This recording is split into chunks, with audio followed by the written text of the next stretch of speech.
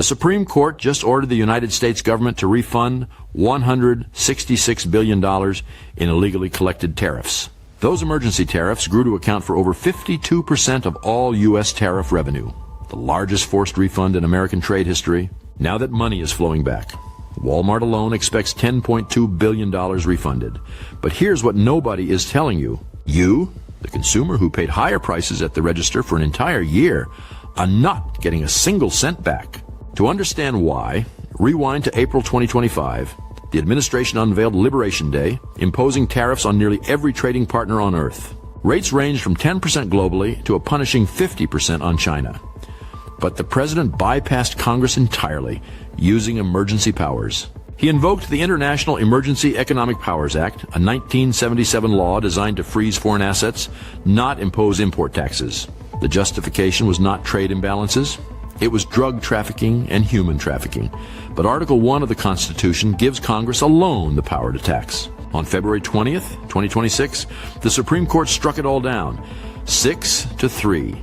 Unconstitutional from the moment the tariffs were imposed. 3 justices Trump himself appointed, Chief Justice Roberts, Gorsuch, and Barrett, voted against his signature economic policy. The court found a devastating paradox. If regulate means tax, the law would also let the president tax exports, which the Constitution explicitly forbids. Even dissenting Justice Kavanaugh warned the ruling would hand corporations unearned windfalls for tariffs they already passed on to consumers. And that prediction is now reality. Walmart gets $10.2 billion back.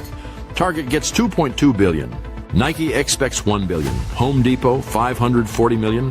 Kohl's, $550 million. The corporate windfall is staggering. These companies already raised your prices to cover the tariffs. Now they get the tariff money back with interest. They profited twice. Across the economy, 330,000 businesses filed claims on 53 million individual shipments worth $166 billion. But 97% of importers are small businesses.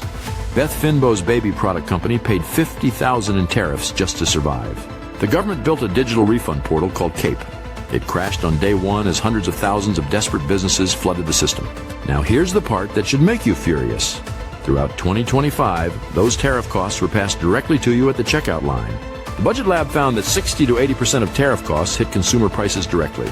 You absorbed nearly all of it. Goldman Sachs estimates the tariffs added 0.7% to domestic inflation, driving the effective tariff rate from 9% to 17%.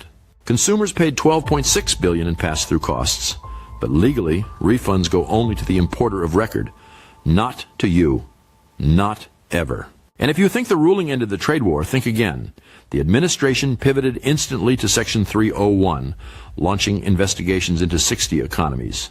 They also invoked Section 122, slapping a blanket 10 to 15% surcharge on all imports within days of the Supreme Court decision. Allied nations were blindsided. The United Kingdom's carefully negotiated 10% deal was replaced overnight by a higher 15% blanket rate.